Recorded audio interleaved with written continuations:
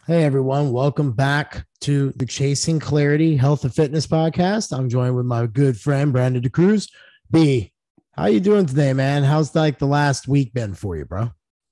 And it's been an incredible week, my man. I'm glad to be here. First and foremost, I want to say what's up to you, and then welcome everyone else that's on our live Q&A episode. We appreciate you guys being here. But man, this has been an incredible week. It's Tuesday when we're recording. This past weekend was Mother's Day, which I'm a big mama's boy, to be honest with you. My You are. mother is the most important woman, individual, everything to me.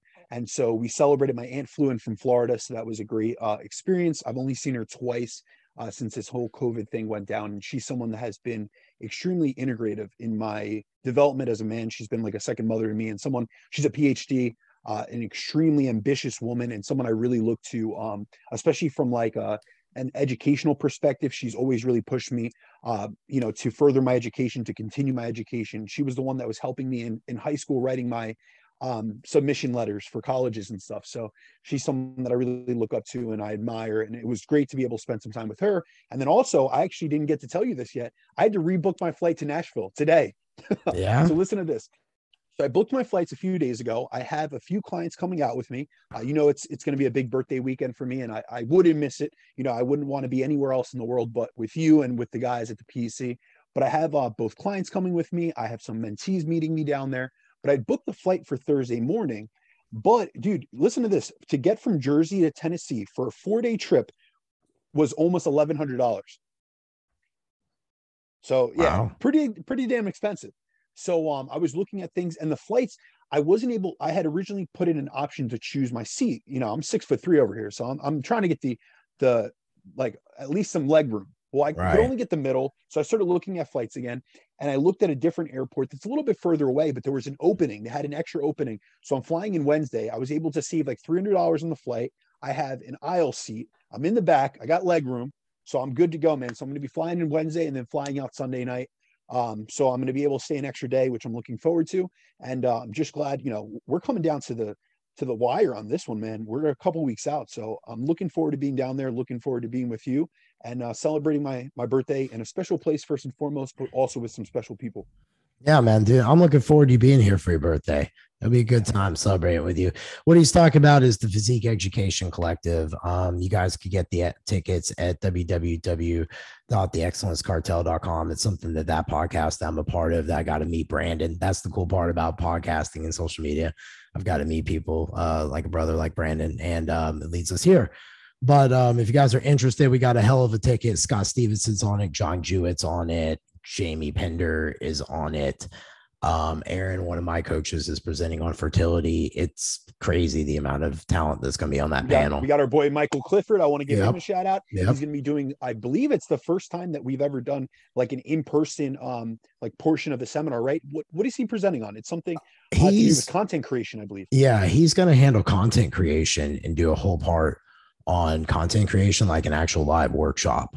So if you're a coach interested in becoming a coach, it's probably going to be one of the best ones. I know I've never seen one, and I've been doing this for 17 years, and I've never seen a live workshop on how to create like content. So it'll be really neat.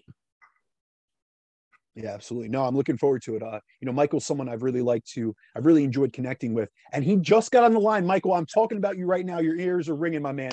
But I am looking forward to him doing that in person and being able to see that. It's always refreshing having conversations with Michael. So Michael, I appreciate you first and foremost. Your ears are ringing, but I do want to say that, we were just speaking about how I rebooked my flights to Nashville for this upcoming PEC, and we're looking forward to seeing you out there. Man, I can't wait to be out there with you guys. It's going to be great to connect again. It's just always amazing to be around like-minded individuals, getting what's on the cutting edge of education in the space, always connecting with new people, always growing the network, always growing the circle. And I can't wait to show you guys a few tricks that you've probably never seen before. It's going to be very exciting. I'm looking forward to it. Dude, I'm looking forward to seeing you. You guys coming over to my house Thursday night, right? It's open party. Let's do it. I'll be doing smoke old fashions. I just want everybody to know I've got cigars. Big boy Jason Coley's just joined. He's the cigar smoker. He got me put back into it, and just terrible. influence upon me. But let's see. So my last 7 days were good. Mother's Day. Sent my girlfriend a nice little thing of flowers because she's an amazing mom, does a great job. So did that. And then Keegan and I got into yard work and taught him how to mow the lawn and do the weed eating and all that stuff. So did the dad duties. And otherwise, man, business has just been good. It's been really low key. I've been enjoying kind of like the quiet in the business world a little bit. It seems like everything's quiet.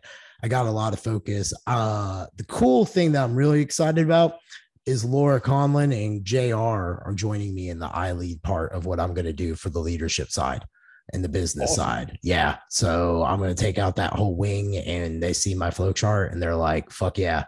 And I'm like, okay, yeah, we're going to make it work. So I'm super happy about that. But guys, we're going to go ahead and get into the Q&A so we could turn this loose and get into some other stuff.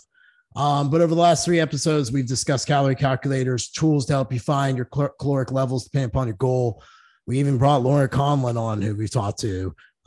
She's the owner of Loco Fit, amazing coach, but she was part of the research that Dr. Bill Campbell at USF took part in. So we had her on, and then today we kind of are going to do a Q&A. If you guys have any questions who've joined us, type it in the box. And then once we kind of move through these, we'll be tagging back and forth and in and out. I'll just cue to Brandon when we will. But the first one, Brandon, I'm going to let you go first. What is the primer phase you often reference in your stories and on your post? Yeah, so this is a question I got from a listener, but this is honestly something that I get a lot of questions about because I do know that some other people in this industry, I know RP Strength and some of the guys over there, they utilize a primer phase within the context of training. This is not the same thing. This is kind of my own primer phase, and really the intention behind it is to prime the body. But pretty much how I came to this was, you know, Jeff, that I've been to everywhere from education, integrative medicine, holistic medicine, obviously, high level physiology courses. And I kind of blended, I like taking little pieces. And I had this mentality where I do kind of like Bruce Lee. I take what's useful and then discard what's useless. And so the primer phase is essentially like the diet before the diet, where my aim is to improve, optimize, and set up a client's physiology and their psychology so they respond better and can lose fat, not only more effectively, but also in a much more efficient manner once we do enter a deficit, because there are so many psychological and physiological roadblocks and obstacles that many encounter during a fat loss phase. And what I end up seeing is that often these things aren't addressed. So we see that people, will hit stalls and they'll get discouraged. And often this encourages or this causes people to quit, which is why I never go right into a fat loss phase, especially with a new client, especially if they're not in a good spot, both from a physical and mental health perspective, as I truly believe, and I always say this, and I always want to reinforce this, that I truly believe a healthy body is a responsive body, especially when it comes to fat loss. And this is something that I've seen with myself. I've seen in my own practice with over 1,000 clients at this point. The people that had the best health status are those that I took from a state that they were not functioning internally well, or, maybe their metabolic health or their insulin sensitivity was a little bit thrown off, or they were suffering from insulin resistance. When I've been able to rectify these by really prioritizing health first, their body responds in such, we're able to coax the body to lose fat rather than forcing it. And that's what I see a lot of people in this space doing. They force these adaptations. And so, what I find is that many individuals aren't in the right state, both physically and mentally, to actually start a fat loss phase. And what they end up doing is they rush into it, which often leads them to falling off the diet and not complying, or they'll get through the diet. But here's the thing. We always hear these statistics, 95% of diets fail. But it's not that 95% of diets fail. It's that 95% of the time, those who have lost weight within a diet will regain that weight within 1 to 3 years. So it's not that fat loss diets are ineffective. It's that the maintenance of those results are, people are ineffective at maintaining those results. So I find that utilizing what I call this primer phase is extremely beneficial to set my clients up for success, because that's what I want. I always say this, and I don't mean to offend other coaches or people within the space, or even those that coach themselves. I don't give a fuck what you do in 12 weeks. That means nothing to me. I know Michael's laughing over there because we've had this conversation, man. And here's the thing. 12 weeks is such a truncated period of time. That's great. Anyone can starve a client for 12 weeks, get them shredded for this transformation. But I always say this. I said this at the PEC presentation, and I'm super passionate about this. I don't care about physique transformations. I care about life transformations. The reason I say that is I want to benefit a client both physically, mentally, spiritually. I want them to grow as an individual and as a person, not only from a physical exterior perspective, but internally and also with their self-confidence. And that cannot be done in 2 to 3 months. There is no shortcut solution to long-term problems. So I really find that utilizing this primer phase, it's super beneficial, especially when people come to me. And this is often the case because I do have a lot of people that come to me for fat loss. That's kind of what I'm known for, especially on the topics of like metabolic adaptation and things of that sort, is that I have a lot of people come to me that have a long history of dieting. They have metabolic issues that are usually caused by like under eating, over restricting, but they go through like these binge purge cycles. So they've been under eating, but then they overeat on the weekends. And that's what I call the weekday dieter. They under restrict the whole week long, and then they overdo it on the weekends. So they have issues both related to a suppressed metabolic rate and multiple nutrient deficiencies from their habits during the week. But then they also have like they're bordering on the edge of insulin resistance and having issues with blood sugar management.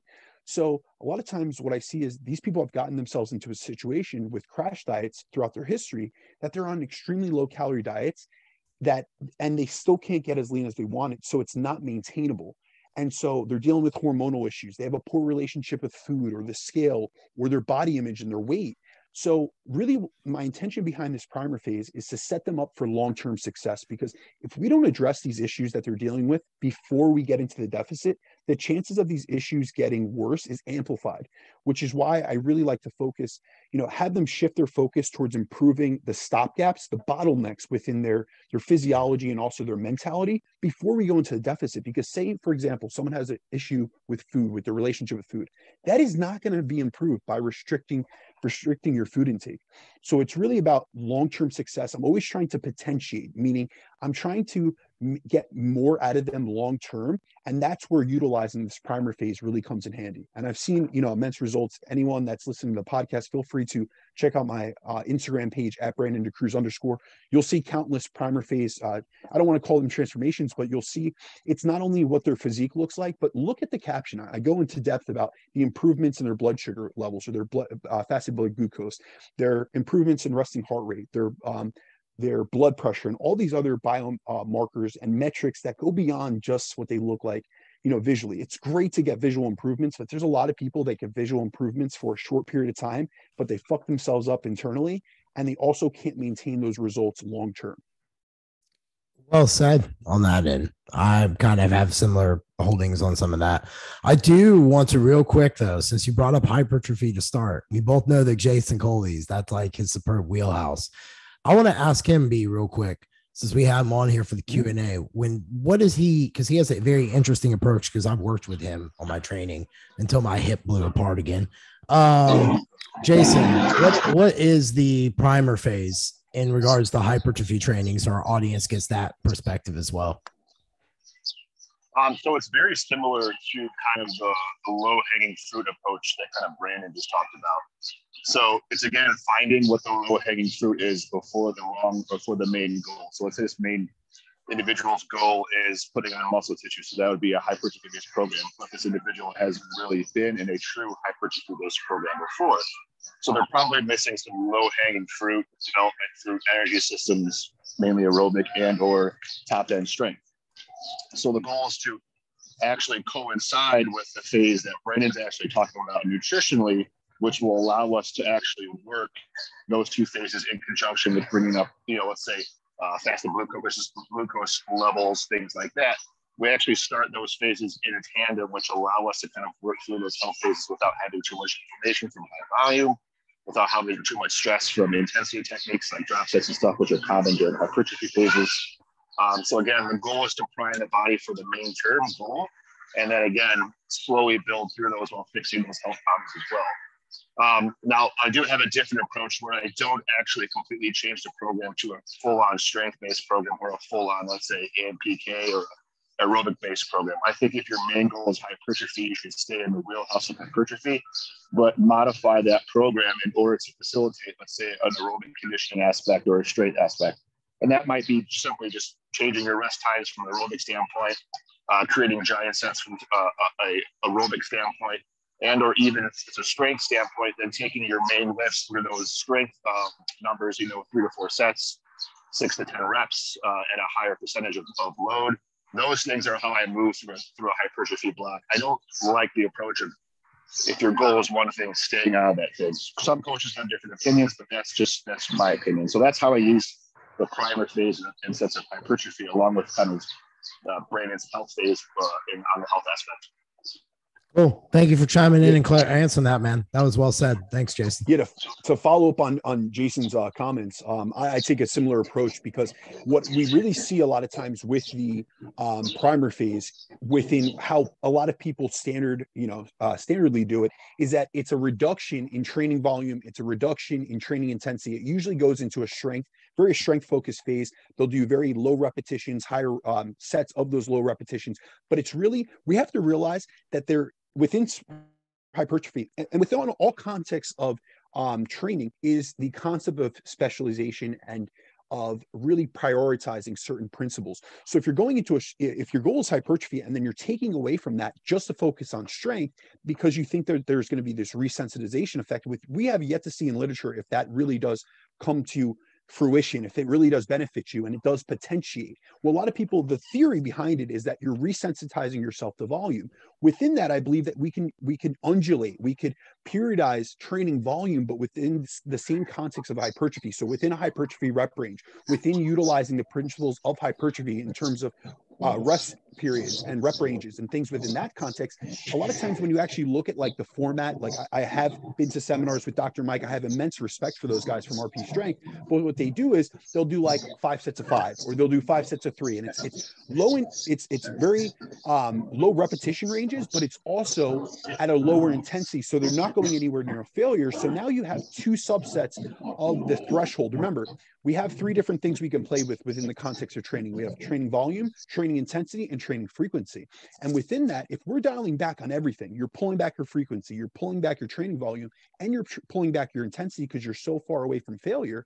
Within that, you have very little stimulus for hypertrophy. So you're getting less of a hypertrophy adaptation. And remember, the longer you stay out of that, the more you lose those adaptations. So really what I do is I might pull back on certain stressors. So if someone's cranking volume through the roof, they are systemically stressed, they come to me with high fasted glucose, I might pull back their volume and I might go through a lower volume phase, but I'm still utilizing the principles of hypertrophy and really what is their goal. If we're looking to bring up specific body parts, I'm not going to pull back on those body parts. I'm just going to pull back more of their other body parts to a maintenance volume to lower total systemic stress. And I kind of look at volume as a budget, which, we have a lot of people within this space that say, well, the ideal, set, range for hypertrophy is 10 to 20 sets per body part. That doesn't mean that everyone needs 20 sets per body part per week.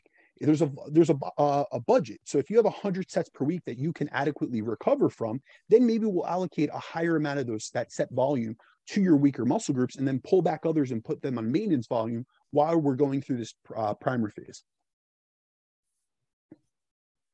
Beautiful.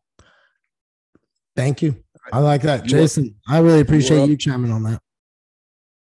Next question. Brandon, what are the best hacks you found for managing hunger during a diet? All right. So before I go into this, I do want to give a caveat, guys. I get this question all the time. This is probably like my number one thing. We have to realize that hunger is a part of the dieting process. You're going to be hungry. And it's not to say that you should be ravenous or you should be really suffering, but at certain periods, you have to realize that's a physiological response from the body in which you're losing body fat, you're lowering your leptin levels. And with that comes an increase in the hunger hormone ghrelin. So this is a natural, adaptation from dieting. It is one of the main metabolic adaptations that we see. But one of the biggest struggles that I do see many encounter during a diet is the hunger. And really what it comes down to is there's a massive difference between the amount of food most people want to eat and the amount of food that they actually have to eat to effectively lose fat. So I like to center this from a nutritional perspective first, and then I go into more of like habits with my clients. So I always start with nutrition first. That's the foundation. And the reason for that, I love talking about training. Actually, I was on a call with Jason Coley's, who was just on the podcast a few weeks ago, and we were speaking about training, and I said, I love talking about training, but the reason that I don't really cover it on podcasts is I don't find it to be the most beneficial aspect from what I could serve people on. Because the majority of people that come to me, it's that they don't have a high nutritional IQ. They really have gaps in their diet. And I made a post about this earlier this week. I had someone, actually, it's a listener of our podcast. He reached out, and I get this question all the time, but I decided to cover it in a more in-depth post. And he asked me specifically, if you had to choose between diet and training, what is the number one biggest influencer for body composition? And I said nutrition. And I don't like being put in a corner where I have to choose between the two, because I think a well-balanced program includes a periodized approach to both. However, if I'm going to choose one, it's going to be nutrition, because I know people that crush themselves in the gym and they have a great stimulus, but they're all stimulus and nothing else in terms of, we have to realize that you're in the gym probably 1 hour a day. That's 4% of your day. The other 96% of the day is what you do outside of the gym, your movement, your nutrition. And you can't adequately recover and grow without adequate nutrition. You can also not lose body fat and maintain a lean physique without adequate nutrition. So this is really why I first focus on nutrition. So from a nutritional perspective, I like to build a foundation to the diet that features high satiety foods. This is going to include things like lean protein sources, whole grains, fiber containing fruits and vegetables. And I utilize all these because they have low energy density, meaning that they have a low amount of calories per gram, but they have high satiety values. So with that, they encourage reduced calorie consumption and better compliance from the client. And so then from there, I'm going to utilize certain nutritional strategies. So the first lever I'm going to pull is high protein intake, because we know that increasing protein intake can lead to improved feelings of satiety, as protein is the most satiating macronutrient and is the most filling. So it's going to help a client feel fuller for longer, and they're going to be better able to adhere to the diet. The next thing I'm going to make sure is that they have adequate fiber intake.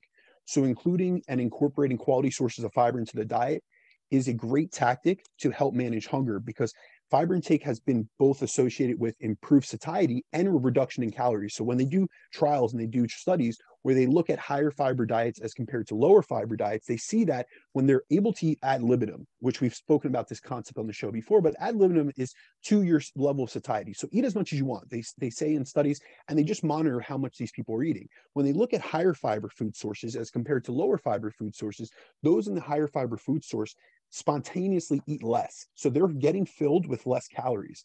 And that's really because, fiber can help increase satiety and manage hunger in a variety of ways. So the first thing, we know that it delays gastric emptying time. So your GI transit time is slowed down, and it slows down the rate of the absorption of other nutrients. And it also, if you think about most fiber sources, vegetables, fruits, salads, they increase our need to chew, which can help lower hunger, as increased chewing and slower eating rate has been shown to help increase satiety from meals. We also see that most fiber sources are going to increase the volume of food. So they have more water content and less calorie content per unit of food. And so it's going to add bulk to your meal. So really, we have to realize that our brain doesn't perceive actual calories on a plate. It perceives the size of the meal. So say like you can have a huge plate of like these highly palatable foods. It could be like a thing of ice cream, for instance. Or you can have a big plate of lean protein source like chicken and a big salad. It's perceiving the size of that food, not the calorie content in that food. Our brain is not that evolutionarily designed to know exactly how much calories. And that's why we can't estimate our calorie intake. Like they've done blinded studies where they have people eat foods and then try to estimate their calorie intake. And we see even those that are, we see dietitians are 10 to 20% off on their own metrics of tracking. So imagine people in these blinded studies that have no nutritional IQ. And so we also really fullness comes down to multiple aspects, but one of them is the stretching of the stomach. So when we consume food and it goes into our gastrointestinal system, we have stretch receptors in the stomach. So when you consume something like fiber that expands in the stomach and that has bigger food or higher food volume, it's going to press on those receptors and send a signal to the hypothalamus in the brain that signals, hey, you've eaten a lot. You're starting to get filled. So these, not only are these foods more filling, but they fill us up physically more. And so they kind of like, you'll notice like if you have a big salad, it's going to increase your stomach distension, which is going to increase that fullness. And so, with that, fiber has those many benefits, which are going to help enhance the satiety of the person eating them. Another thing that I like to utilize, and I never really hear anyone talk about this concept, but I actually had gotten it from like a food channel, episode I watched years ago, but it's called sensory specific satiety. So I like leveraging this. And pretty much what sensory specific satiety refers to is the notion that as you continue eating a specific food, how enjoyable the taste, the smell, and the texture of that food diminishes, which impacts your appetite. So this is why combining different foods and tastes can continue to drive appetite, as you may have reached satiety with a specific food source, but can easily move on to another with a different taste, a different smell, a different texture, or even a different appearance. And this is also why we're able to consume sweet foods like a dessert after having been stuffed with a salty dinner. When you change those tastes, you're able to drive past what's called passive overconsumption. So, if you ever look at like competitive eaters, they'll break up a lot of their eating challenges with other types of foods. So the best example of this that this always comes to mind was on Man versus Food. And it was Adam Reichman, which was the star of the show. He did an ice cream challenge. And essentially what he did was he had this, it was an ice cream bucket challenge. I believe it was 12 pounds. And I remember watching this. I was in college at the time. This had to be, 2011. This is over 10 years ago. So I was in college at the time and I'm watching him do this ice cream bucket challenge. And it looks incredible, man. It's like an ice cream sundae. You're like, this guy's going to be digging in. And he gets about a third of the way through and he just hit a wall. And you could tell like he was stuffed. He was starting to look like he was going to throw up the food. And what he did was something that was super unpredictable. Like when I saw what he was doing, it didn't make sense to me at the time until I understood and learned this concept of sensory specific satiety. He had hit his satiety point on that food source. It was sweet. It was chocolatey. However, what he did next was he ordered something exactly the opposite of that ice cream. He ordered deep fried, salty, crunchy fries. He asked for them extra crunchy. So it was a completely different taste. So what he did was for the rest of the challenge, he ended up completing this 12 pound, kitchen sink challenge was he would take a fry and eat it. And then he would eat ice cream. And so, most of us aren't going to do this, but, you have to think about the fact that what you're pairing with your foods is going to drive your appetite. And think about what happens at a holiday dinner. The endless variety that you have often results in us overeating. So doing this essentially drives our appetite and causes us to eat more food than having had, enough calories already as it is. And there's actually studies. There was a study, I believe it was in 1984, that compared food consumption when individuals had access to a buffet or a four-course dinner. So in both cases, they had unlimited access to food. However, those in the buffet ate 44% more calories due to the how much more increased food variety there was. Because with the course meals, they had unlimited choice, but it was constrained to 4 different options. Whereas in the buffet, they had unlimited options, which drove their appetite and ability to eat more than necessary. And really what this means is, first of all, don't combine too many foods. Don't put on too many sauces when you're eating meals. You want to stay to kind of like specific flavors during your meals, but it also applies to blander foods or to any foods in general. So say that you're going to eat a chicken salad. Stick to those 2 sources within that meal. And eventually you're going to hit a point where you've hit your satiety point for that meal. And so, instead of taking that and then having a taste your food source, like a sweet source after that salty meal, wait until you have, your next meal and then choose all, tasty sweet sources within that so that you're not increasing the amount that your appetite is driving you to eat. Another thing, a big thing that I get with clients is I want them to consume more calories from solid whole meal sources than from liquid calories. So really what I try to get them to do, and I'm sure you have this case with yourself, Jeff, we want to lower or eliminate liquid sources of calories. So this could include soft drinks or fruit juices, sports drinks, things like that, but also creamers, dressings, condiments, sauces, even greens drinks. That's another thing. People don't think greens drinks have calories in them. I'm always like mystified, like they don't count that as calories. And sometimes it's like 60, 70, 100 calories that they're adding in. They're not noticing that they're utilizing a greens drink 2 to 3 times a day. That's an extra 300 calories that they're taking in. So what I try to get clients to do, and what I suggest to this individual as well as the audience, is try to, go for either diet or 0 calorie alternatives. And then also opt for solid sources of whole food sources rather than the liquid alternatives. So instead of drinking egg whites, just cook your eggs into a scramble or an omelet. Instead of having a greens drink, eat fruits and vegetables. Or in the case of like fruits, instead of having like orange juice, have a whole orange. Orange is actually the most satiating food on the satiety index in terms of fruits. So we're going to get, solid foods are more satiating calorie per calorie than their liquid counterparts. Another big thing that I suggest, a huge hack, is to eat lower palatability foods. So that foods that are higher in palatability drive you to eat more of them, which causes you to overeat. So how we prepare our foods plays a massive role in how much we eat of them. So, for example, this is a great example. There was a test in the 80s on the satiety index of foods, and the boiled potato was shown to have the highest satiety index out of all the foods studied. Yet when they looked at the same amount of calories, so they tested 38 foods, and it was 240 calories of each food source. So when they took 240 calories of boiled potatoes, it had a satiety score of 300. However, when they did French fries, it was like 120. So think about it. It's still a potato, but just from the way that they process and they cook the food, it was 2 to 3 times less satiating than the boiled potato. So what that means is that you would have to eat 2 to 3 times more French fries than a boiled potato to get the same amount of satiety. And this also applies to, say, like, Jeff, you're at home and you make a boiled potato. Well, the amount of boiled potato that you're going to get filled with at your house is much different than if you went into a restaurant and you got a baked potato that had butter and sour and all these other additives.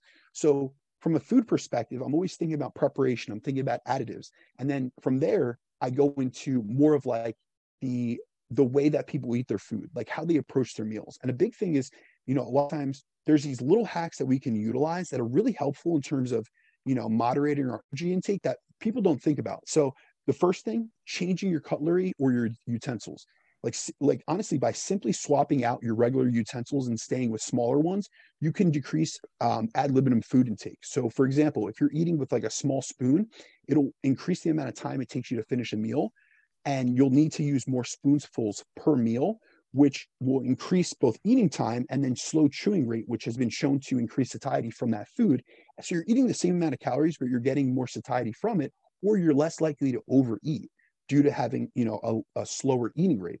Another thing with that is plate size. So I always suggest when you're dieting, utilizing smaller plates and bowls, because our visual food cues can play a large role in our energy intake, as both your visual perception and perceived size of a meal plays an important role in satiety. So the larger plates you eat on, think of just from a logical perspective.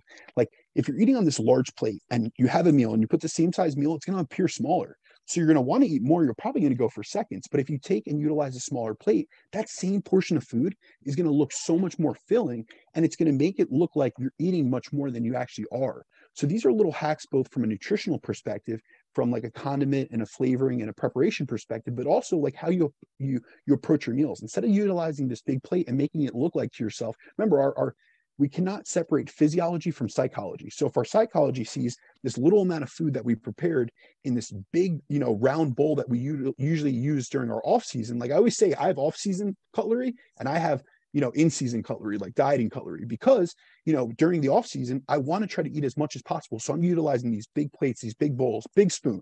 I'm trying to get as many calories in as possible, but I utilize the opposite tactics when I'm trying to diet and really moderate my food intake. Good stuff, man.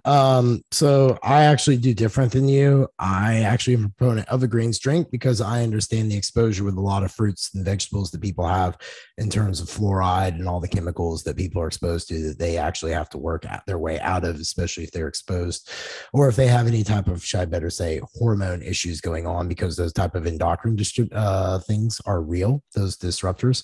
If you're going to cook fruits and vegetables, I suggest you actually soak them in some form of vinegar to be able to pull the fluoride and all those heavy metals off of them, because you're going to be consuming those. And a fluoride detox, which I'm currently going through, is not a fun thing. I've got acne and spots. I'm like, what the fuck? Where did that come from? As part of it. And then the other thing is, I deal with a lot of gym pop people. Now, my competitors, the thermogenic effect of food and eating whole food is a real thing. But sometimes, man, at my age, like I like 2 shakes a day. It's just easy for me with some cream of, my pride stuff and stuff like that. So I think it's ultimately, I don't know. I look at it like if you're going to go through a cut, you should expect it to be slightly just uncomfortable. And that's how good things happen. And I think that some people just sometimes need to just have that discomfort to really push themselves mentally to believe in themselves again. So all the hacks and all that stuff is good, but the best one that I found, dude, was the walking after meals. Nothing beats it. Like if you're hungry, especially during prep, there was nothing better than just immediately throwing my plate in the dishwasher and walking right out the back door and skipping out down the street, and that way you're out of the kitchen, you're gone for 10 to 15 minutes and the hunger's passed. So there's a lot of different ways to skin a cat, and all that stuff. It's been shown to improve appetite regulation. Yep. It's been shown to help with hunger cues. So honestly, a lot of times within my own dieting and with some of my clients, I'll actually have them walk before meals. Post meal is really beneficial for the blood glucose standpoint, and it'll help you with digestion. But really, if you're trying to utilize it from a satiety aspect, before meal would be, a lot of people have this misconception that exercise, walking, whatever it may be, drives appetite. We don't see that in the literature. Very infrequently do we actually see an increase in appetite from exercise. So that's kind of a misconception within this industry. You think that because you're burning energy that you're going to be increasing food intake. That's generally an association mentally, but physiologically that isn't a response from the body. And we actually moderate our food intake after exercise a little bit better, unless it's a habit thing. So if you've tied yourself, and I do this personally, where I utilize a bigger meal post-workout. So within my circadian rhythm, you have to realize that most hormones run on a circadian cycle, including ghrelin, which is your main hunger hormone. So it gets entrained into the times that you eat, which is why generally, if you eat on a consistent meal pattern, you'll notice that between 30 minutes and an hour before your regular meal times, you'll get hungry because your body's releasing ghrelin from your stomach. And so it's a gut peptide that essentially initiates feeding. So it gives you that indication. You could be distracted and sometimes you'll overlook that meal timing, but generally, even if you're busy, you'll say, oh man, I'm starting to get hungry. You'll look at the time and you'll say, man, my body's on a clock. I got 30 minutes until my meal. And so with that, I've trained myself, from a circadian rhythm perspective and from an eating perspective, post-workout, I know I'm going to eat more food because that's where I've aligned my meal timing, my nutrient timing. But if you just go on a walk, you're not going to have that same effect. So I think there's a little bit, people look at correlation and association. They think it's causation, not the same thing. So a walk pre-meal will actually lower your appetite and lower your hunger, and then also improve your appetite regulation. 100%. I got a weird question fielded to me, like you got your primer one. Jeff, you're into all the weird stuff, but why remove iron and pursue copper? Can you share with us your reasoning and what your experience has been, both good and bad? So I wrote this in my Facebook group yesterday. I read this book, Aaron and I, who's one of my coaches, Aaron Crawford, she's presenting at the Physique Education Collective. Her and I share books back and forth. She's part of my coaching staff with Relentless. And she's like, hey, you need to get this book. And it's called Cure Your Chronic Fatigue by Morley Robbins. So I get it. And it started making sense because, you've been coaching a long time, like me, 17 years. I get guys mid 30s, late 30s, get on TRT therapy. And then out of nowhere, they suddenly cannot control their hematocrits. And there's all this different stuff going on. I was like, And so then he starts talking about your ferritin numbers, and you want those at 0 and all these different things that just kind of get my mind moving.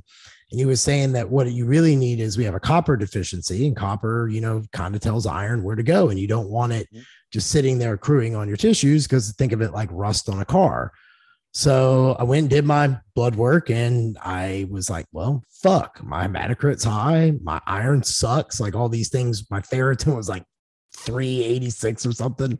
And I was like, okay, I'm inflamed. And I started looking at my diet, and I was tracking about 14 milligrams of iron.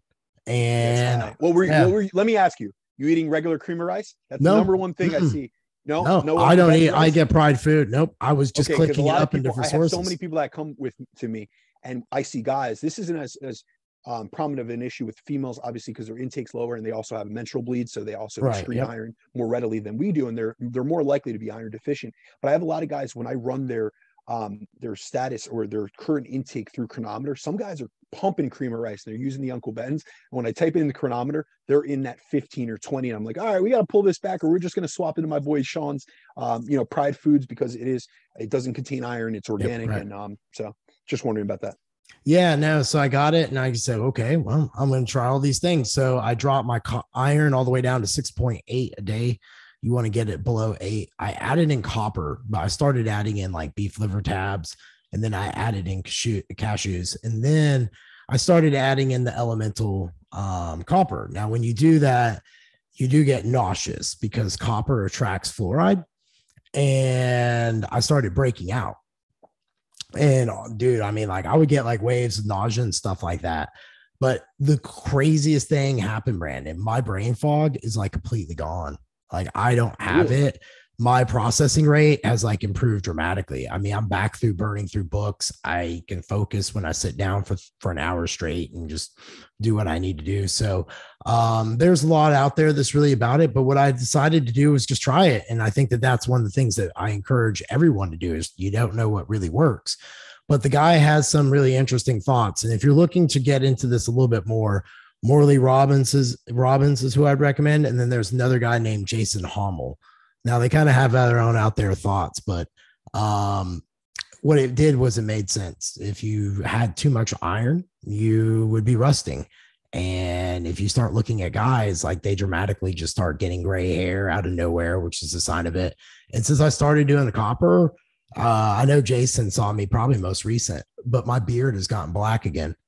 And I'm starting to fade back out of the gray and stuff like that. So there's some definite, weirdness. And that brings me to like another question that we got, Brandon, which was, do we think that micronutrients matter more than macronutrients? And I'm beginning to think in some cases that they might be so micronutrient deficient that that's why they can't get over issues.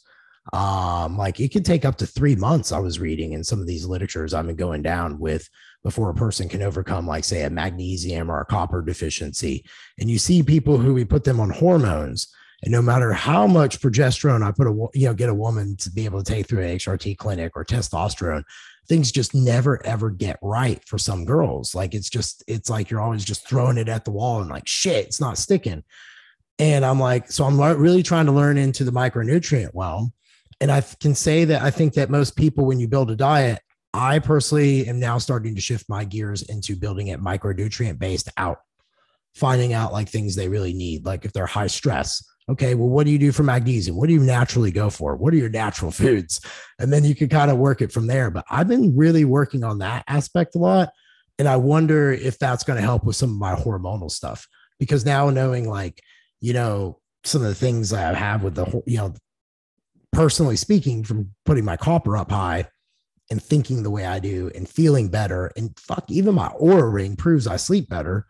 And that's been the only variable I've changed. It makes me wonder, okay, well, what are other things that people might be looking at? So I'm really interested to see what like mineral analysis testing and some of that stuff turns out to be. But to answer that question on my end, I think in context, man, if you're a good coach or you're a client who's having issues that keep reoccurring, you might want to explore the micronutrient realm and build your diet out that way. And then I'll get Brandon's thoughts on it. B, what do you think? Yeah, so I'm going to take a different approach to this, because I feel like within this industry, a lot of things are dichotomized, and it's always like, is it volume or is it frequency, or is it volume or is it intensity? Is it micronutrients or is it macronutrients? And it's like, I personally don't think we need to prioritize either one over another. Like, even if you're a nutrition coach and you're only doing macros, you're not a nutrition coach. I want to make that very apparent. Like, here, let's plant the flag here. So there's no reason that we would have to decide. So I don't mean to take shots at the person that asked this. Obviously, they're just prompting a conversation, but I do really want to stress the importance that, there's really no reason when we decide, that we have to decide between the two that we need to nail when constructing a diet, because you should construct a diet that's both nutrient dense and meets both your macros and micros. It's not like we need to get one or the other. And I understand that that's not always a common thing within this industry. But I will say that I do believe that with the way that this industry has went since flexible dieting, and specifically if it fits your macros became very prominent, I think a lot of people would benefit from paying more attention to their micronutrient intake. And the reason I have a little bit different of perspective, and I think they should both be prioritized so much, is because I've always taken what I call a food first approach. And what I mean by that is we don't eat macros and we don't eat micros. We eat food, and there's a food matrix within that. So your food choices are what's going to distinguish and essentially decide what are your macros and what are your micronutrient intakes. So I've always prioritized food selection over everything else. And then obviously it's been the food amounts within those, what amounts of those foods am I utilizing within the diet to hit both the macronutrient needs of that client for the body composition goal, for the health goal, or whatever it may be. But then what am I also integrating within that to hit their micronutrient intake? And if I can't hit that through food, I'm going to backfill it with some supplementation. And obviously, dude, I've worked 10 plus years in the supplement industry, so I got backfills for days. So for instance, like in your case with, we'll go down this rabbit hole another day with copper, but I would be very interested in your zinc to copper ratio, because I know that's something that gets— You're supposed to remove zinc. Zinc blocks copper. So I drop zinc. It's out. It's so 15 to 1. Okay, so yeah, it's 15. Exactly. It's 15 to 1. Yep. If you're going to supplement, you need to do 15 to 1. Yep. So, no, it's little stuff like that. And a lot of people don't take those things into consideration. And so I really do think a lot of people would benefit from dialing the micronutrients, but that doesn't mean that the macronutrients aren't important. So where I really come to this from is that I do think that micronutrients are especially important, but I do think macronutrients are important as well. I think that, for me personally, I know a lot of people who nail their macros down to the gram. They'll weigh and measure and really get nuanced with even down to the last ounce of the Pop-Tarts they eat, but they don't pay attention to things like their nutrient density, their food quality, their micronutrition, or even things like as simple as how many servings of fruits and vegetables they get per day. And the thing is that, many people have come to me with micronutrient deficiencies, and it's been that they're at, a deficiency of a certain vitamin or mineral that's necessary for health. But also at the same time, the reason why, in our previous podcast, we did place a very large importance on the micronutrient aspect. And I think we're going to do a whole series on this because you and I are very passionate about this. But the thing is, I will say for the average person, yes, you need to dial in your micros more because your macros are already dialed in. And here's the thing. I've had hundreds of people come to me. I've never had someone that had a macronutrient deficiency. I might have had someone under consuming protein for their goal, like building muscle, maybe under utilizing carbohydrates for a performance goal, or there's been some, cases where I've had people that were under their essential fatty acid intake, but they're never clinically deficient in these things. However, when we look at nutrient deficiencies, we see that they're extremely prevalent within America, especially. So I'm going to pull up some stats actually on nutrient deficiencies just to get this, some data out there and some research for people. I'm pulling this up from the NHANES database, and essentially for vitamin D, there's approximately 95% of the population deficient. For potassium, close to 100% are deficient in the US, and we need about 4.7 grams per day. For calcium, 50% of us in the US are deficient. Magnesium, 52 to 61% do not meet the recommended daily allowance. And for athletes, we need 10 to 20% more due to the fact that there's magnesium excreted through sweat. Vitamin K, 67% of our population is deficient. And then for vitamin E, 93% of the US population is deficient. So there's a lot of things within the diet that people are really lacking. And so, within that, yes, we got to dial in macros, but, Jeff, I do think that for the average person, dialing in your micronutrients is especially beneficial. I don't like the dichotomy, like let's focus on one or the other. Like if you're a nutrition coach, you should be dialing in for both. You really should be looking at the nuances of nutrition and really helping people, especially if you have people that are body composition related, because micronutrient deficiencies can occur in so many cases. Think about it. You go into an energy deficit, a lot of times micronutrient, just due to dieting, you have micronutrient deficiencies there. A lot of people habitually underconsume certain nutrients, or they utilize very little nutrient variety. So they have they stick to the same foods. And so they're checking off the boxes in certain nutrients, but they're lacking ones in others because they're neglecting certain food groups. And then also when you're doing something intense like training, you increase your need for certain micronutrients. So I do believe that during specific times and situations, there's going to be, cases where micronutrients are more important than other aspects of nutrition, especially someone who's like crushing their training and hitting their macros, but they can't improve their body composition because they lack energy. Or like specifically, you mentioned hormones, like hormones being downregulated. We see that with thyroid every single day. People that are iodine deficient, selenium deficient, they don't have enough tyrosine in their diet. All these other cofactors that are needed to essentially help that process of turning inactive T4 to metabolically active T3. So for me, I'm always prioritizing both macros and micros, but I do think for the general, person asking this, hey, if you don't have your micros dialed in, look into investing some time, energy, and effort into tracking these variables and seeing how, like, you're isolating copper in this instance. But I'm saying, like, even little things, like I've had people come to me with like a 15 of their vitamin D. And it's like just getting them up to like 40 has made drastic impacts on like their quality of life, their energy, how they feel, their training performance, all these other aspects. I'm not saying it's like a magic bullet, but it's like that one thing in isolation, us dialing those things in really did help their quality of life, their performance, and their body composition. Yeah, I think a good health coach would look at it case by case. And with hypothyroidism growing, and you can sweat up to 100 micrograms of iodine an hour, then considering all the foods that have bromide, which actually block iodine, is specifically why I take 300 micrograms a day of it. Secondly, you sweat up to 1 milligram of copper out per hour. So I would dare say probably about 99% of athletes have a copper deficiency of some sort going on, considering the RDA amount's 0.9, and to get it in your food's pretty piss poor, hard to do, because I was trying and it's pretty damn difficult. The other thing I wanted to chime in, which was an interesting rabbit hole, is vitamin D. Apparently, we don't need as much as we think too when you go on this copper ride, and you don't want to take the D3 form of it. So there's a lot of interesting stuff. Shit, I just got my mind blown listening today about a guy saying you don't want to take omega-3s because they technically are. Yeah, I've heard Jeff, I'm gonna give some advice to everyone in the audience. They're gonna hear Jeff and they're gonna say, Brandon suggested vitamin D3. I've worked in the supplement industry a long period of time, Jeff. There's a lot of controversy on vitamin D3. There are certain people that they have blocked receptors where they cannot accept vitamin D3. Correct. Vitamin D2 though has very little poor outcomes in terms of longevity benefits and the actual increasing of vitamin 25 hydroxy on blood tests. So although that's what they recommend, if you go to a doctor, you get pharmaceutical vitamin D, it's usually vitamin D2. It is poorly bioavailable for many people. So we have to be cautious. There's some people within the holistic medicine realm that they're kind of making their name, they're calling out vitamin D and these really popular vitamins because that's how they make their name. But let's get into PubMed. Let's really go through the studies and really see where it correlates, because really when we see the large meta-analytic studies on things like vitamin D, they do have very good health outcomes. Oh, not arguing that. The argument actually is you don't need as much as you think. And absolutely. No, there's a lot of people. Yeah, but here's the deal, man. Like I've seen people cranking that shit to 80 and 100 on the test.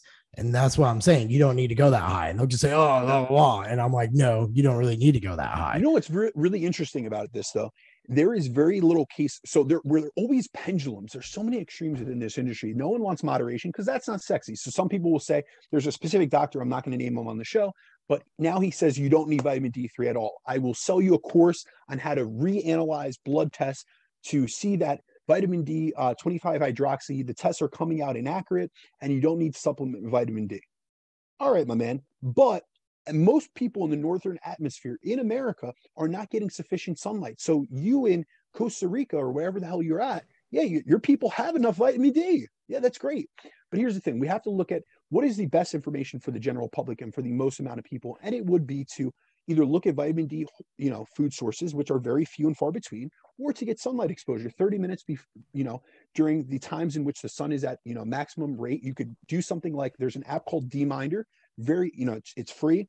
It'll show you when there's the best exposure for UV rays to increase vitamin D production, or you could utilize, supplemental vitamin D and then track it through your vitamin D 25 hydroxy test on your blood work. It's a very easy and very cheap add-on test. However, there are some people that their vitamin D receptor does not accept vitamin D. So what will show in the blood test is not as accurate, it's not as accurate as what's in the actual serum or in the tissue, because vitamin D is a fat soluble vitamin. So it does get stored in adipose tissue, whereas what you're seeing in blood tests are what's in the serum. But we see that with a lot of other minerals. So for instance, when we get a sodium test, you know that your sodium test is not exactly what you have. It's sodium excretion or it's sodium in the blood. That's not showing you, exactly what it is. It's what's called a proxy marker. So it's showing you an indication of what could be in the system. But there's a lot of there's some nuanced topics, but in general, most people are going to be doing well with vitamin D. Do you have to crank it up like you're Rhonda Patrick? No, but it's not something that they need to avoid for the most part. Agreed. It's all in the context, and that's like exactly the biggest thing. That's like why I'm going to start posting again on my social. I had to take a break because I got tired of posting what I was doing and everybody being like, oh my God, like one of my clients' husbands bought copper after reading my post. I'm like, but why would he take it? Oh, you just say, yeah, brain fog. I'm like, dude, I fucking told him, I'm like, when I was got to go through the fluoride detox, that sucks. Like I was honest about it. Like it ain't a fun ride. I'll be honest with you, Jeff. I've worked in the supplement industry for a very long period of time. And I encourage anyone out here to go through my Instagram, my Facebook, to go on podcasts. I very infrequently talked about supplements because they're so context specific. Nutrition is different. I never tell people nutritional amounts, and because that is not conducive and nor is that helpful for anyone, because what I do with myself or my clients is not fit for the individual that's listening to this podcast. So I try to speak about principles which you can apply to your life and that you could utilize. And really what I try to do within the context of podcasts, especially from an educational perspective, and this applies to both my content on Instagram and Facebook as well, is I try to get you to think more critically about what you're doing and to maybe just ask yourself some deeper questions. Am I utilizing this? Am I doing this correctly? Maybe I could improve upon certain methods and certain approaches that I'm utilizing, but I'm very cautious with the information, the direct information that I provide. So today I made a post about macronutrients, about my current macronutrients, because I get this question every day. How do you stay so lean? What are your macros? What does it matter what my macros are? What does it matter what I do? It's not applicable to you. I'm 6'3". I've been training for 16 years. I do this as a profession. What I do and what you do, take the principles. I utilize a nutrient-dense whole food diet. I dial in all my micronutrients within chronometer. I utilize low energy density food sources. I eat, 6 to 7 servings of fruits per day and 7 to 10 servings of vegetables per day. I utilize a lean protein source, between 4 and 5 times per day, spaced out 3 to 4 hours a day, so that I get adequate stimulation of muscle protein synthesis. These are principles. I don't want to sell you a protocol or tell you what to do, because it then gets often you're talking about something that you're doing for yourself and you're just sharing with the people, but then someone takes it out of context and says, oh, I like Jeff. I want to look like Jeff, or I admire his knowledge. Now I want to apply this, but it might not be fit for them. So even within the concept of vitamin D, I will tell you guys, I'm not going to give you a specific amount to supplement, because A, I don't know your vitamin D 25 hydroxy levels. And second of all, I don't know what your vitamin K levels are. So with that, I don't know where that vitamin D is being shuttled, or what your calcium levels are. These are all things that interact with each other. Things work in synergy. So we have to think about a piece of information is a piece of the puzzle. It's not the entire puzzle. We have to take a step back. And as nutrition coaches, I'm always doing what's called peeling back the layers of the onion. I'm looking at every detail, and it's almost like a map. I'm trying to find every little way to get to the destination, which is the goal. And I'm utilizing the information, the context of the client to get there in the most efficient way possible. No, I agree with you. I think that's, like I said, I sometimes I'm like, ooh, I don't know if I want to post this. Then I do. Exactly. And it's unfortunate, because we want to share with the world. Dude, there's so many things that I want to share, but then I say, someone might take this, and I just, my first thing, and I'm not saying that this is something that you did or that you encouraged or anything, but my first principle as a coach is what my first mentor taught me was do no harm. And that comes for the first principle that I take with any of my clients, or with anything that I post out there. I'm like, listen, could someone misextrapolate this? And it's unfortunate that I got to think in that context, because we should have freedom of speech essentially. But a lot of times people with less nutritional IQ, you might, we see this with movements. I know Jason could probably relate to this. We see people with this fuckery where they do these swipe workouts, and they make it seem like exercise variety is the spice of life. Like that's what you need. Well, people that really grow muscle have standardized their movements, have executed. They have key indicator movements. They don't utilize, they're not chasing novelty. They're chasing mastery within certain movements and progression within those movements. But we see all these IG influencers, and it's not sexy to post the same workouts Monday through Friday, week after week, even if they're getting better at them. It's easier and it's sexier and it's more appealing to have swipe workouts that they go through, and every different day is a different workout. And that creates novelty. It hits the algorithm, and people get enthralled. They're like, oh, he has a new movement, or he's doing a variation. Listen, I've trained guys that are, at the top of the IFBB. I have clients that have 500,000 TikTok followers. And I'll tell you that the workouts they post on those social media platforms are not the ones I program for them, nor are the videos that I get from those specific clients as to the workouts they're actually doing in the gym. So everything we have to think about, nothing is what meets the eye unless you have someone that's really genuine. If you see an influencer or someone that they do that as a career, really look to them as entertainment, infotainment maybe, but really look at those that are really putting out educational content as people that you should look to actually glean knowledge from. Because generally with those people, there's never like set and forget principles. There's never protocols. They're never putting out things out into the ether where they're like, you need to do this or you have to do this. It's always within context. It depends. They have a lot of skepticism. They're always, putting caveats into things. And they also admit when they don't know. And that's a big sign of, actually, that's a sign of an expert, which a lot of people don't realize. When you're aware enough of what you know and what you don't know, and you're able to say, hey, I'm honestly not sure, and this could be a theory, or this could be, a hypothesis, but I'm willing to put it out there based on my experience, that's a true expert. When someone acts like they know everything and they have all the information, generally a sign that they're suffering from a little bit of an overconfidence in their abilities and their knowledge, and they haven't actually sought out experts that truly made them realize, hey, I don't know everything, and I still have so much yet to learn. I agree with you. I was sharing this with my girlfriend as I'm writing my book for about my OI journey. I started microdosing psychedelics and was talking about very openly in 2017. And I have my regrets on some of that and just different things, because I don't know if it necessarily, I don't know. I'm going to put it in the book, or whatever comes out. But the problem is the Pandora's box. Once it gets opened, you can't shove that shit back in. And I think that that's what the fitness space is a collaboration of right now, a bunch of shit outside of a Pandora's box, and no one knows how to shove it back in and get some, like, a handle on it. So I did a interview with the Tristan Winters not too long ago. Took him out to lunch when he was up here, and he was like, man, if the industry just had a regulation point, it would weed out 90% of the problem. And I was like, you're right, man. It really would, but who knows what's going to happen. But I'm going to put this to you, man. You got time before I have to go punch on the clock to become dad. One of the last two questions. I think these will be, I'm going to let you pick which one you want to answer. We can save the next few for the next round. Thoughts on nutritional periodization, or would you like to cover the top 3 habits you'd recommend someone focus on when trying to improve their physique? I almost think nutritional periodization, because we slammed a lot of habits out over the course of this and different things. Yeah, let's go with nutritional periodization, cool. Because we spoke a little bit about training periodization, and I do think it comes together all together. And I think within our industry, I'm going to say in life, I believe we can apply the concept of periodization to all aspects, especially within fitness. And here's the thing. A lot of times we hear about periodization, but it's only in the context of training.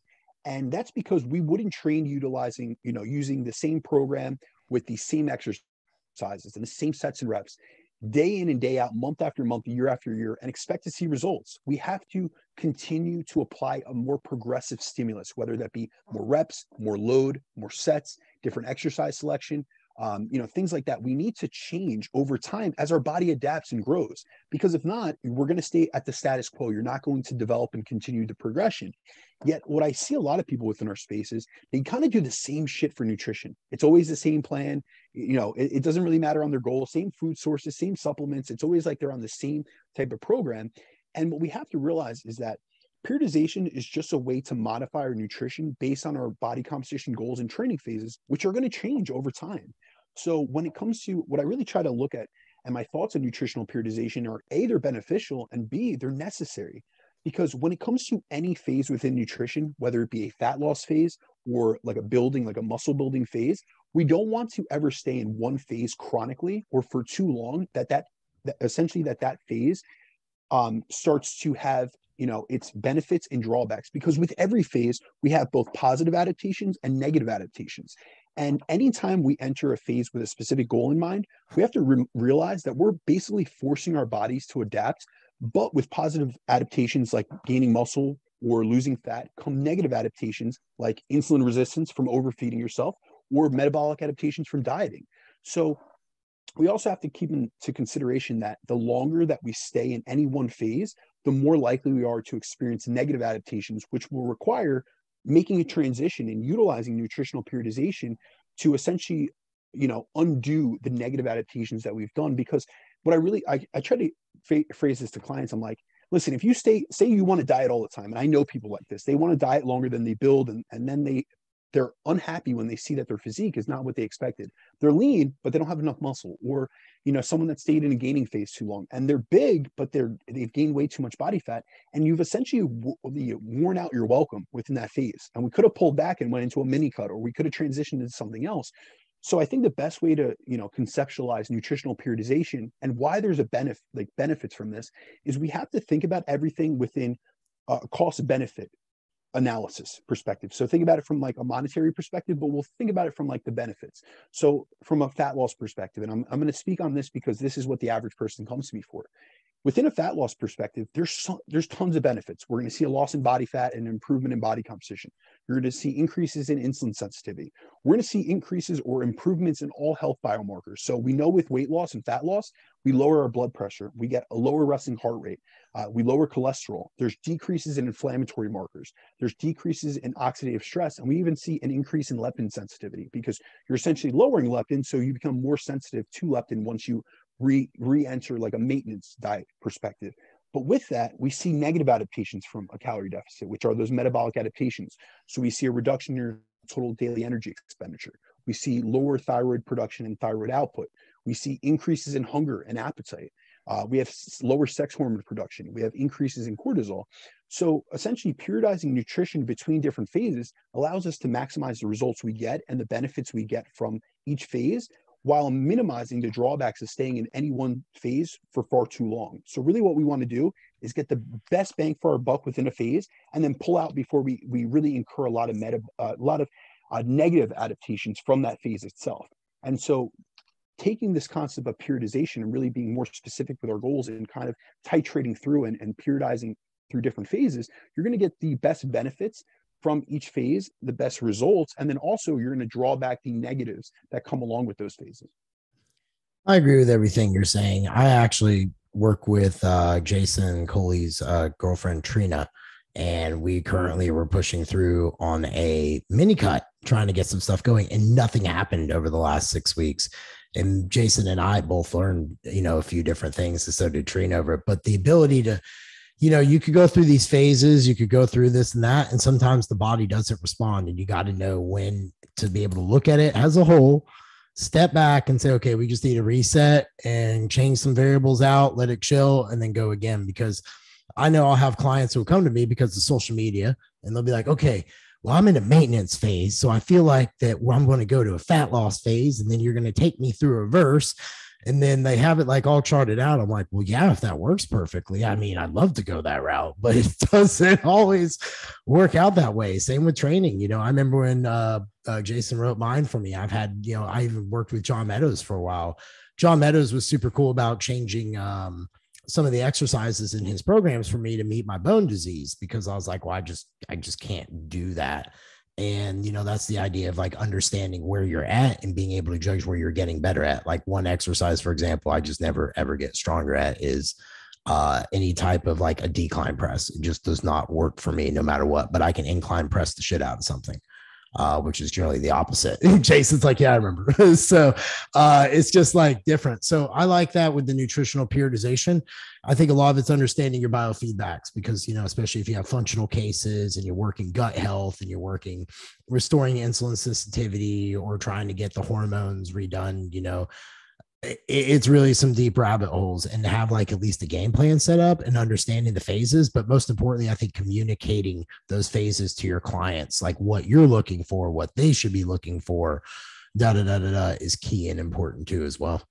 Yeah, I think it's really big. I love that you hit on the communication aspect, because I think that another benefit besides the physiological benefit of periodizing nutrition is the psychological benefit, because a lot of times people want to be in like a stuck phase, but say that they're in a fat loss phase. And I have a lot of people that are chronic dieters. They have a history of dieting far too long. They've been into deficit more time than they've ever been at maintenance or in a surplus.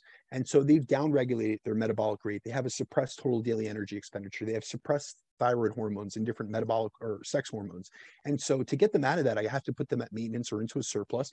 And then the next time they diet, they get into that same, we're really habitual creatures. So it really takes a long time to break out of these habits that haven't served us, but we're so used to. It's our comfort zone. And so, a lot of times with these individuals, I'll have to tell them at certain points, sometimes we get 10, 12 weeks into a diet, and they're those type of people that would diet for 6 months. They've done natural bodybuilding shows, or they've been people that were, stage lean, or they did photo shoots, and they want to be dieting for longer periods of time. And once I see the body's not responding, I'm like, listen, we got to pull back. And I kind of, this is actually how I describe it. I just spoke to one of my clients who will be listening to this, Anthony, about this. A deload. I see a deload. Deload is a phase within periodization for training. It is a part of a periodized program. And so I see it like a bow.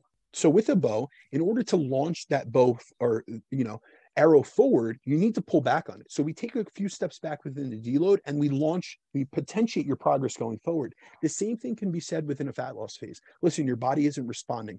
You're suffering from intense hunger.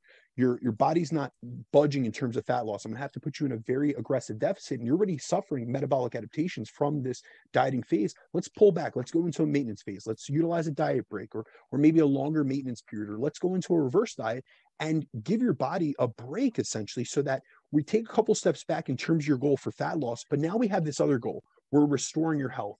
We're increasing your muscle mass. We're focusing on training performance. Now we're transitioning to a new goal that isn't just scale loss or scale weight loss based, which, a lot of things, that's a conversation that I get in with a lot of my clients, not focusing on the scale so much, but we shift the focus both in terms of their nutrition. I shift the focus within their training, and then I also shift the focus within their goals and their mindset.